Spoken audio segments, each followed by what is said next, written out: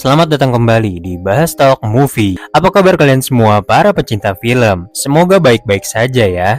Dalam video kali ini, gua akan bahas satu alur film horor dari Indonesia yang berjudul Pamali, Dusun Pocong yang rilis di tahun 2023. Film ini merupakan adaptasi dari suatu game yang sama berjudul Pamali. Mungkin di antara kalian barangkali ada nih yang pernah main game ini. Film ini akan bercerita tentang sekelompok tenaga kesehatan yang berkunjung ke suatu desa yang mana rupanya desa tersebut mengalami suatu wabah penyakit yang mengerikan, bahkan membuat orang-orang di desa tersebut satu persatu mengalami kematian. Apa yang sebenarnya terjadi?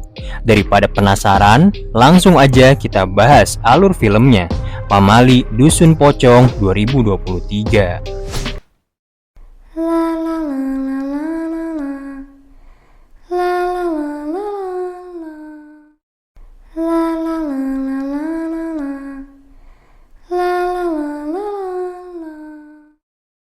Awal film akan dibuka dengan tempat di suatu kuburan. Terlihat seorang bapak-bapak yang bernama Mang Ujang sedang menguburkan mayat hanya seorang diri di malam hari. Mang Ujang merupakan tukang gali kubur andalan di desa tersebut. Nampak mayat yang ia kuburkan terlihat memiliki luka di wajah yang sangat menyeramkan, di mana rupanya Mang Ujang pun sama. Ia memiliki suatu luka kayak borok gitu ya di bagian kakinya. Apa yang sebenarnya terjadi? Dan kemudian dilanjut dengan Mang Ujang yang melakukan siul yang juga dilakukan masyarakat lainnya di desa tersebut, yang jawabannya akan kita ketahui nanti.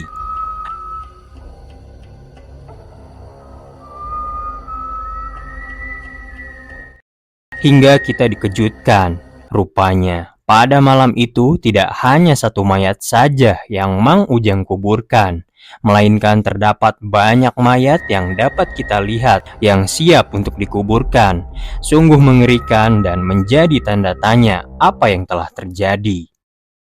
Singkat cerita, scene pun berpindah pada suatu kelompok nakes atau tenaga kesehatan yang ditugaskan untuk membantu, memeriksa, dan pergi menuju suatu desa yang kabarnya tengah dilanda oleh suatu wabah penyakit yang masih misterius. Para nakes itu berjumlah 3 orang, yaitu Gendis, Puput, dan juga Mila. Mereka akan pergi diantar oleh supir perahu yang bernama Mang Yusuf, serta 2 orang tukang gali kubur yang akan ikut ke desa tersebut, yang bernama Cecep dan Deden.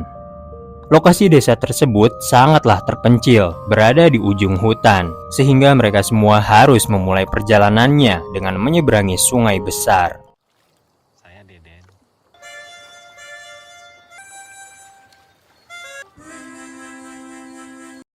Serta tidak hanya di situ saja, mereka juga harus menelusuri lebatnya hutan untuk dapat sampai ke desa tersebut.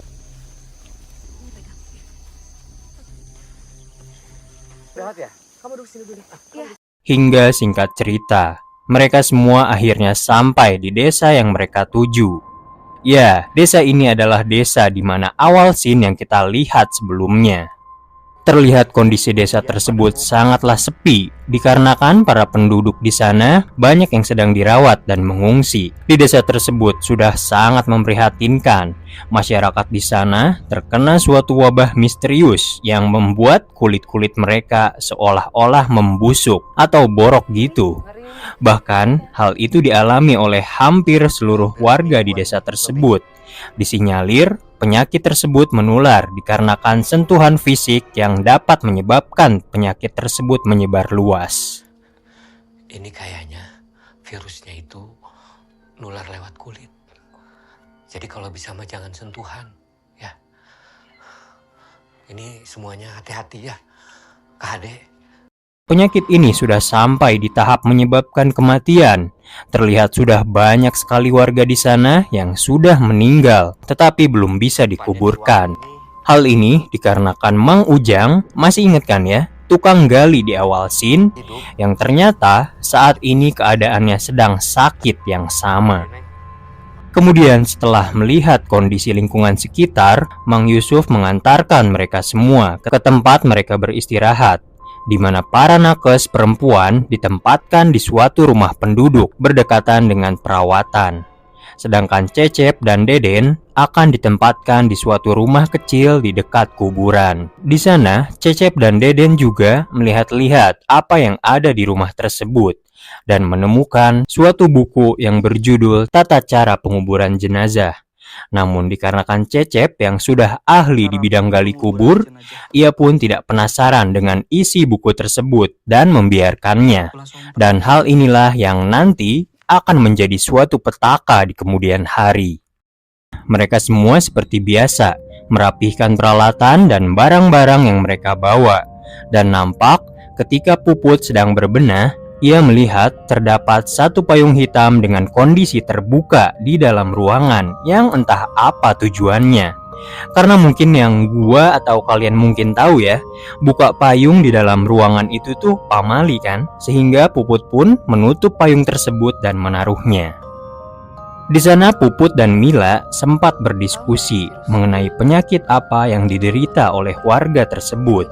Namun sejujurnya, para nakes itu masih bingung wabah atau sakit apa yang melanda desa ini hingga menyebabkan penyakit yang masih menjadi tanda tanya ini.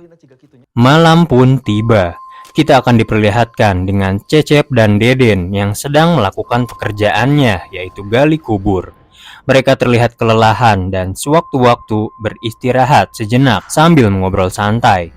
Hingga tiba-tiba Cecep mendengar suara siulan yang asli. Dengar malam-malam gini tuh bikin serem banget. Apalagi kondisi mereka berdua lagi di kuburan gitu. Suara tersebut adalah seperti biasa, seperti di awal scene, berasal dari siulan warga-warga di sana yang hal itu tentu membuat Cecep dan Deden ketakutan.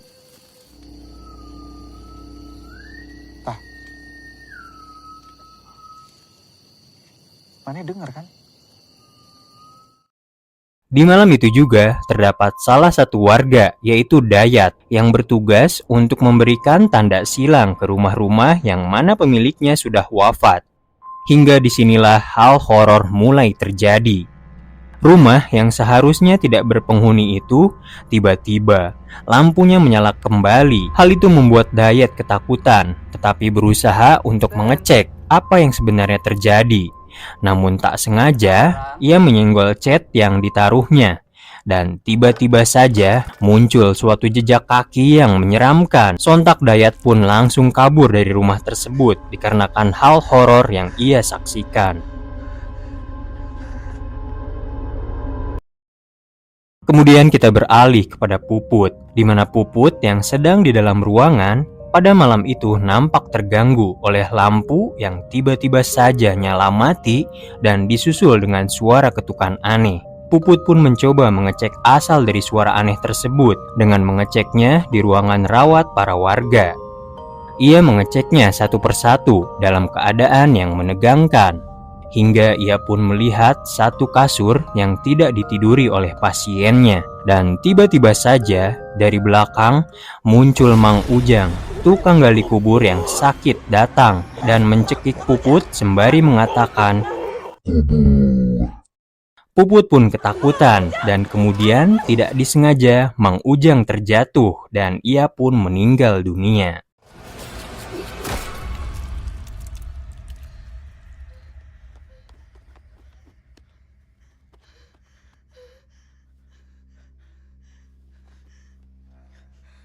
Malam itu sangatlah dipenuhi teror yang terjadi dan mengganggu para nakes itu. Yang juga di sisi lain, hal horor itu dialami oleh Gendis, di mana ia sedang melakukan sholat malam dan terlihat sesosok pocong mengerikan yang tanpa ia sadari ingin mengganggunya.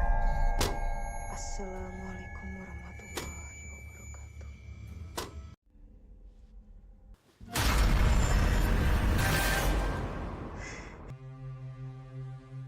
Tidak hanya di situ saja, hal mistis itu pun dialami oleh Cecep yang sedang tertidur. Ia mendengar suara ketukan dari arah luar.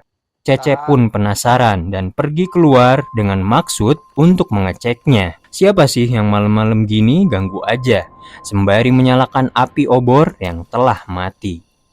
Dan yang tidak Cecep sadari, rupanya tepat di belakangnya terdapat beberapa pocong yang menampakkan diri. Dan pocong tersebut seketika hilang ketika Deden datang menyusul Cecep.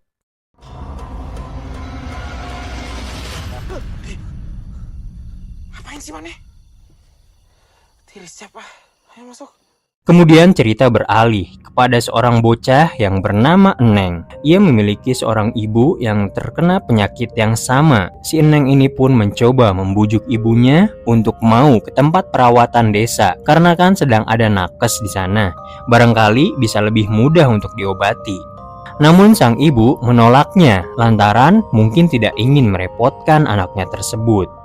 Hingga pada keesokan harinya, si Eneng itu pun mendatangi posko perawatan untuk meminta bantuan kepada Gendis untuk mendatangi rumahnya memeriksa sang ibu. Namun, tentu saja tim nakes tersebut sudah punya aturannya sendiri, di mana hanya mengurus orang-orang yang ada di posko ini saja. Karena kan emang kondisi di posko aja udah repot banget dan kekurangan orang.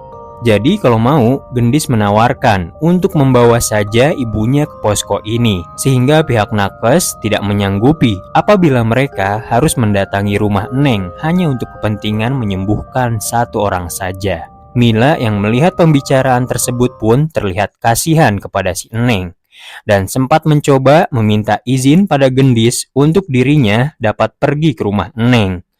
Namun, Gendis tidak menyetujui hal itu dikarenakan banyak pertimbangan yang harus mereka lakukan. Tetapi, bukannya mendengarkan Gendis, Mila malah dengan nekat tetap akan mengunjungi rumah Eneng secara diam-diam tanpa diketahui Gendis dan membuat janji. Kemudian hari pun terus berlanjut. Terlihat kondisi warga di sana semakin memburuk. Hal itu diperparah lagi dengan persediaan obat-obatan yang ternyata sudah habis. Sehingga mau tidak mau, Gendis berdiskusi kepada anggotanya dan meminta tolong kepada Cecep dan Deden untuk segera menghubungi Mang Yusuf, sopir perahu, untuk mengantarkan obat-obatan dan meminta bantuan lainnya. Meskipun hal itu sangatlah sulit dikarenakan kendala sinyal yang mereka alami. Singkat cerita, malam pun tiba. Mila menepati janjinya pada Eneng. Ia dengan nekat mencoba pergi dengan Eneng ke rumahnya untuk mengobati sang ibu, yang mana rupanya rumah dari Eneng ini sangatlah jauh, sehingga harus melewati hutan lebat bambu yang menyeramkan. Sebelum sampai rumah Eneng, Mila tiba-tiba ingin buang air kecil, sehingga ia meminta diantarkan oleh Eneng ke kamar mandi. Eneng pun mengarahkan Mila untuk kencing di salah satu rumah warga yang sudah kosong, alias penghuninya sudah meninggal. Awalnya Mila ragu, tetapi karena sudah kebelet nih, mau tidak mau, ia pun numpang ke kamar mandi di rumah tersebut. Rumah kosong ini adalah rumah temannya Eneng dahulu, dan kini kondisinya sudah kosong. Hingga tiba-tiba Eneng yang sedang sendiri mendengar suara aneh dari dalam kamar, yang setelah ia cek, ia melihat hal aneh, mulai dari benda yang terbang sendiri dan tangan yang muncul di balik meja. Eneng pun sangat takut melihat hal tersebut, tetapi juga penasaran apa yang mengganggunya itu. Dan setelah dicek, tidak ada apa-apa guys. Tetapi tiba-tiba terdapat tangan yang menoelnya yang membuatnya berteriak ketakutan. Mila pun mendengar teriakan Eneng dan menghampirinya. Terlihat Eneng yang ketakutan sambil menunjuk sosok yang berdiri bersembunyi di balik tirai. Mila pun mengecek tirai tersebut, yang mana ketika tirai dibuka, itu adalah Eneng. Dan rupanya itu adalah sebuah genjutsu dari setan. Ternyata anak kecil yang sebelumnya adalah sosok setan tinggi yang menyerupai. Yang asli serem banget cuy.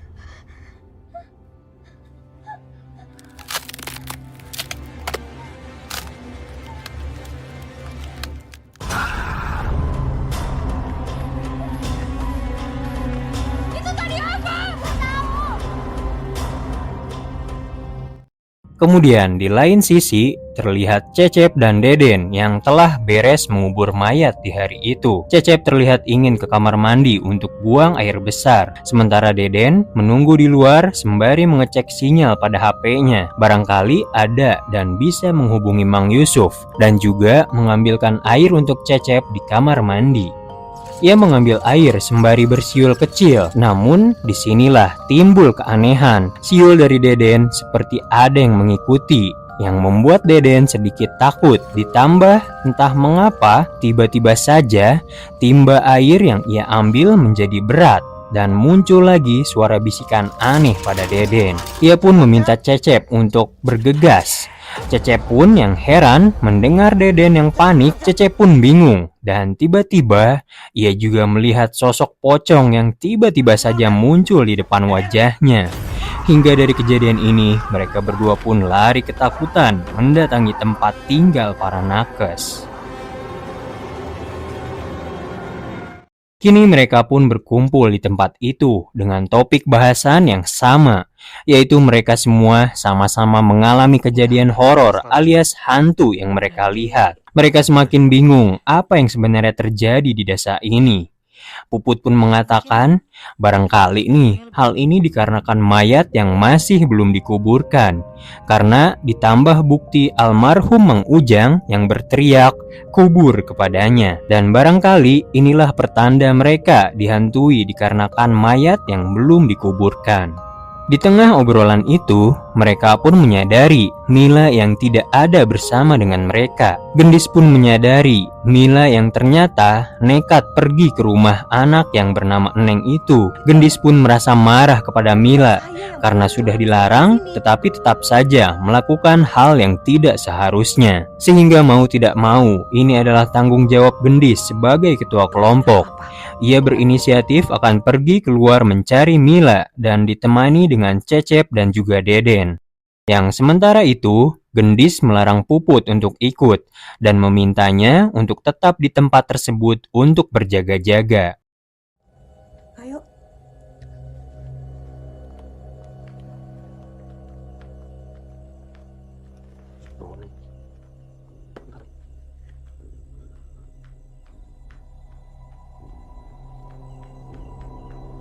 Puput pun menuruti apa yang diinginkan oleh Gendis, dan kini ia hanya sendirian di tempat perawatan itu. Hanya ada dirinya dan juga pasien-pasien yang tertidur tak sadarkan diri. Hingga lagi-lagi hal horor itu pun mendatangi Puput. Puput mendengar suara gedoran aneh dan juga siul yang mengganggunya. Puput pun mencoba mengecek suara-suara tersebut, yang ternyata suara itu berasal dari arah tempat banyaknya mayat yang belum dikuburkan. Ruangan itu sangatlah gelap. Satu-satunya pencahayaan hanyalah berasal dari lampu lilin yang ada. Puput mencoba mengecek satu persatu mayat di sana. Barangkali suara aneh itu berasal dari mayat tersebut yang mana siapa tahu masih hidup. Hingga tiba-tiba dari dalam ruangan itu muncul banyak sekali pocong-pocong yang membuat Puput berteriak sangatlah ketakutan.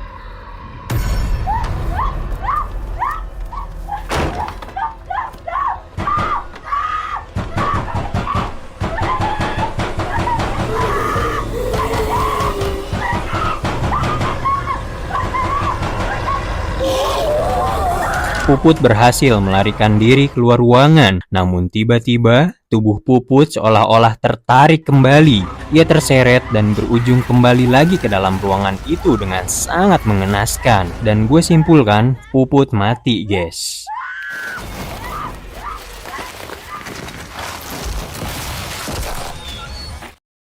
Di lain sisi, kita kembali lagi ke Mila dan juga Neng yang setelah berlari ketakutan, akhirnya mereka sampai juga di rumah si Neng. Tetapi tidak berhenti di situ saja. Mila lagi-lagi dikejutkan dengan sosok perempuan yang menyisir rambutnya, yang ia pikir itu adalah ibunya si Neng, yang padahal itu adalah lagi-lagi pocong. Mila pun tidak menghiraukan hal itu dan segera memeriksa kondisi ibunya Neng. Mila juga menyarankan dan membujuk ibunya Neng untuk pergi ke tempat perawatan. Tetapi ibunya Neng lagi-lagi menolak hal tersebut. Mila pun tidak bisa berbuat apa-apa dan ia langsung pamit untuk segera kembali ke tempat perawatan. Mila pun enggan untuk diantar Eneng kembali karena merepotkan dan sudah malam juga. Hingga tak lama dari itu terdengar suara siulan lagi yang diikuti oleh si Eneng. Mila pun heran yang dilakukannya. Yang rupanya Neng bilang bahwa siulan itu adalah bentuk penghormatan kepada orang yang sudah meninggal. Dan perihal payung hitam yang pernah kita lihat ya guys, payung tersebut dipercaya untuk melindungi diri dari nasib buruk. Kalau payung, kenapa dibuka di dalam rumah? Emang di bangsal nggak ada teh? Itu kan buat ngelindungin kita dari nasib buruk. Bukan itu pamali ya? Mila pun segera pulang menuju tempat perawatan dengan kembali melewati jalan hutan bambu lebat. Namun aneh, Mila seolah-olah jalannya diputar-putar. Mila seperti lagi dan lagi melewati jalan yang sama yang pernah ia lewati. Hingga keanehan ini semakin menjadi-jadi dengan munculnya pocong yang menakutkan Mila. Pocong tersebut tidak hanya satu, melainkan banyak pocong yang mengejutkan Mila sampai-sampai pada akhirnya membuat Mila terjatuh dan pingsan.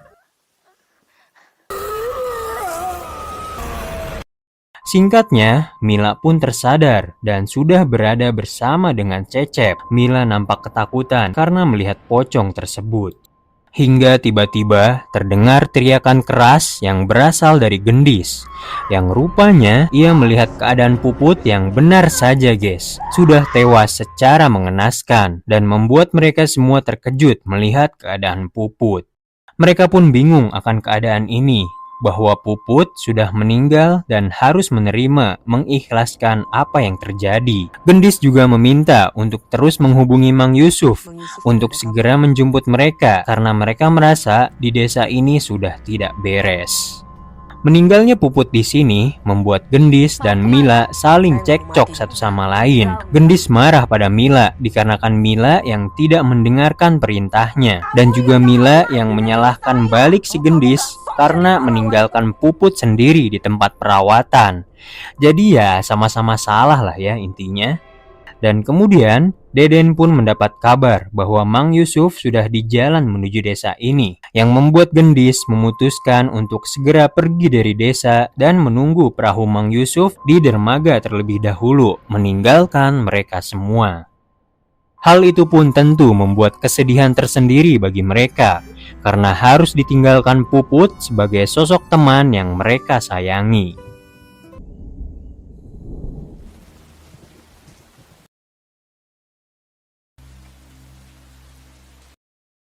Hingga singkat cerita, malam pun tiba. Kita diperlihatkan dengan Deden yang sedang tertidur. Ia pun terbangun dikarenakan suara ketukan yang mengganggunya. Deden pun mengecek keluar dan terlihatlah Cecep yang ada di luar dan kemudian menyalakan lampu lilin sebagai penerangan. Tapi tiba-tiba seketika itu Cecep menghilang. Deden pun kembali ke dalam rumah dan melihat di kasurnya terdapat seseorang yang setelah ia cek mengejutkan. Deden melihat sosok dirinya yang sedang tertidur yang membuatnya ketakutan. Ia pun mencari dan menghampiri Cecep dan Mila sambil ketakutan dan menunjukkan bahwa dirinya sepertinya terkena wabah yang sama seperti warga sekitar dan membuatnya panik ketakutan. Hingga di saat yang sama datanglah Eneng yang terlihat bersedih di depan Mila. Hal itu dikarenakan ibu dari Eneng yang rupanya sudah meninggal, yang membuatnya bersedih, tidak punya siapa-siapa lagi dan hanya bisa ikut dengan Mila. Dan pada akhirnya, Mila pun memutuskan untuk segera merencanakan pergi dari desa ini, mengajak warga yang lain dan juga Eneng, dan juga membagi tugas untuk menghubungi Mang Yusuf untuk segera menjemput dan juga segera menguburkan mayat dari ibunya Eneng. Namun di sini, nampak warga di sana sudah tak sadarkan diri. Dan tanpa diketahui Mila, warga di sana rupanya sudah terkena sakit wabah. Dan banyak yang tewas di rumahnya masing-masing tanpa diketahui. Di lain sisi, Ceceplah yang akan menguburkan mayat dari ibu Eneng yang memintanya untuk dikuburkan satu liang dengan suaminya. Cecep pun membuka kubur dari suaminya itu terlebih dahulu. Dan syok, posisi dari mayat tidak sesuai dengan biasanya, di mana di atas batu nisan nama adalah kaki dan bagian kepala ada di bagian bawahnya. Ngerti lah ya, jadi posisinya tuh kayak ketuker gitu, kepala di kaki dan kaki di kepala. Sedangkan itu, Deden yang ditugaskan untuk menelpon Mang Yusuf pun melakukan tugasnya. Ia berhasil menelpon dengan mendapat sinyal di sumur biasa dan meminta Mang Yusuf untuk segera menjemputnya malam ini juga. Tetapi di tengah teleponnya, tiba-tiba saja terdapat pocong yang menariknya ke dalam sumur. Dan si Deden pun tewas. Pokoknya Mang Yusuf harus kesini sekarang juga, Mang. Pocongnya ngeluarin tangan dong. Kemudian di lain sisi, Gendis yang lebih dulu ingin keluar dari desa pun, ia malah terjebak di dalam hutan sampai malam tiba. Dan sialnya, ia malah melihat sosok Puput yang menghantuinya. Dan kita kembali lagi kepada Cecep. Ia yang masih mengubur mayat heran mengapa posisinya terbalik, hingga ia pun teringat akan buku tata cara penguburan jenazah. Cecep membaca buku tersebut yang ternyata mengejutkan. Terdapat satu pesan dari Mang Ujang yang menyebutkan bahwa kaki jenazah harus dipastikan tepat di bawah nisan, tidak boleh terbalik. Dan jika aturan tersebut dilanggar, maka desa itu akan terkena musibah. Cecep pun yang melihat itu terkejut dan berlari menemui Mila. Ia menyadari bahwa selama ini Cecep dan Dedenlah yang melakukan kesalahan. Ia salah dalam mengubur orang-orang di sini, sehingga kejadian horor inilah yang menghampiri mereka. Alias Cecep sudah melanggar adat yang ada.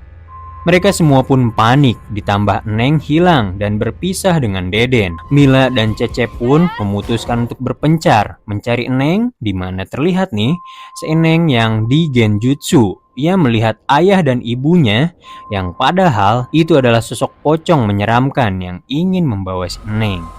Beruntung, Cecep datang di waktu yang tepat dan menyelamatkan Neng ke dalam suatu rumah dan bersembunyi di balik kasur. Namun rupanya, pocong itu terus mengikuti mereka sampai-sampai menunjukkan dirinya tepat di depan muka mereka yang membuat mereka berdua ketakutan.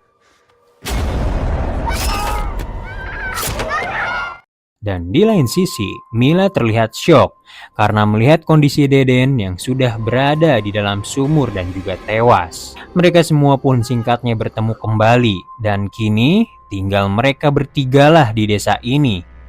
Mereka bertiga pun memutuskan untuk pergi dari desa tersebut dan juga membawa si Eneng. Nampak terlihat pocong-pocong yang banyak berada di desa dan rumah-rumah tersebut yang siap untuk mengejar mereka. Mereka bertiga pun berlari sekuat tenaga meninggalkan desa.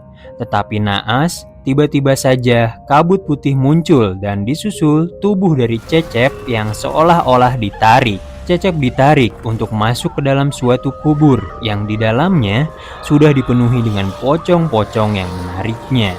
Keadaan sangatlah kacau, di mana pocong itu tak berhenti ingin mengambil Cecep, hingga Cecep teringat akan mantra dari buku tata cara penguburan jenazah itu. Cecep pun meminta Mila atau Eneng untuk membaca mantra tersebut untuk dapat mengusir pocong-pocong itu, dan Eneng pun membacanya.